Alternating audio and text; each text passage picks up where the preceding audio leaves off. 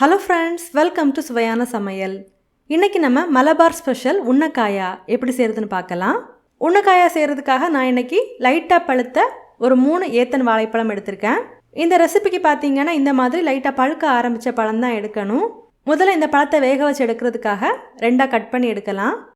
ஒரு இட்லி பாத்திரத்தில் கொஞ்சமாக தண்ணியை சூடு பண்ணி அதுக்கு மேலே ஒரு இட்லி தட்டை அதில் நம்ம கட் பண்ணி எடுத்திருந்த வாழைப்பழங்களை வச்சு இது ஒரு மூடி போட்டு ஒரு 10 நிமிஷத்துக்கு ஆவியில் நல்லா வேக வச்சு எடுக்கலாம். பாருங்கள், பழத்தை ஆவியில் நல்லாவே வேக வச்சு எடுத்தாச்சு. இப்போது நம்ம ஆவியில் வேக வச்சு எடுத்துருக்கிற பழத்தில் இருக்கிற தோலை தனியாக எடுக்கலாம். பாருங்கள், பழத்தை ஆவியில் வேக வச்சு எடுத்ததுக்கப்புறமா இந்த மாதிரி மாவு மாதிரி இருக்கணும். இப்போது நம்ம ஆவியில் வேக வச்சு எடுத்துருக்கிற பழத்தை பாதியாக கட் பண்ணி இந்த மாதிரி நடுவில் கருப்பு கலரில் இருக்கிறத தனியாக எடுத்ததுக்கப்புறமா இது ஒரு பவுலில் சேர்க்கலாம். இப்போது இந்த மாதிரி ஒரு கப்போட அடிப்பகுதி வச்சு இந்த வாழைப்பழத்தை நல்லா மசிச்சு எடுக்கலாம். இந்த மாதிரி லைட்டாக பழுத்த பழமாக இருந்தது அப்படின்னா மட்டும்தான் இந்த மாதிரி மாவு மாதிரி மசிஞ்சு வரும். இல்லை அப்படின்னா நல்லா குழஞ்சு போயிடும். இந்த ரெசிபி செய்கிறதுக்கு கரெக்டாக இருக்காது. அதனால் இந்த மாதிரி லைட்டாக பழுக்க ஆரம்பித்த பழத்தை மட்டும் இந்த ரெசிபி செய்கிறதுக்கு எடுத்துக்கோங்க. பாருங்கள், இது நல்லாவே மசிச்சு எடுத்தாச்சு. பாருங்கள், இந்த மாதிரி மாவு மாதிரி நல்லா பிசைய வரணும். இந்த மாதிரி இதை நல்லா பிசைஞ்சு எடுக்கலாம். பாருங்கள், இந்த அளவுக்கு ரெடி பண்ணி இதை தனியாக எடுத்து வைக்கலாம். இப்போது நம்ம உன்னக்காயா செய்கிறதுக்கு தேவையான வெளி மாவு ரெடி ஆகிடுச்சு. அடுத்ததாக உள்ளே வைக்கிறதுக்கு தேவையான ஃபில்லிங் ரெடி பண்ணலாம். ஒரு கடாயை சூடு பண்ணி 1 டேபிள் ஸ்பூன் நெய் சேர்க்கலாம். இதில் தேவையான அளவுக்கு முந்திரி பருப்பு சேர்த்து நல்லா வறுத்து எடுக்கலாம். கூடவே தேவையான அளவுக்கு உலர்ந்த திராட்சைகளையும் சேர்த்து நல்லா வறுத்து எடுக்கலாம். இதில் 3/4 கப் அளவுக்கு தேங்காய் துருவல் சேர்த்து இந்த நெய்யிலேயே நல்லா வறுத்து விடலாம். தேங்காவை நல்லா வறுத்து எடுத்ததுக்கப்புறமா இப்போ ஸ்டவ் ஆஃப் பண்ணலாம்.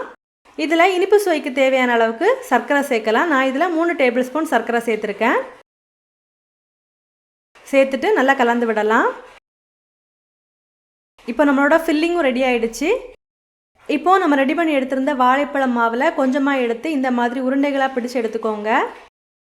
அடுத்ததாக கையில் கொஞ்சமாக நெய் அல்லது எண்ணெய் தடவி விட்டு இந்த மாவை கையில் வச்சு நல்லா தட்டி எடுத்துக்கோங்க.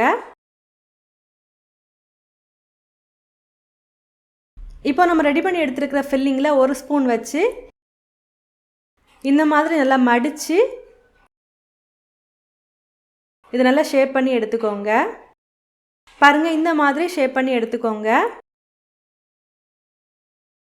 அவ்வளோதான். இந்த மாதிரி இருக்கிற எல்லாத்தையுமே நம்ம ரெடி பண்ணி எடுக்கலாம்.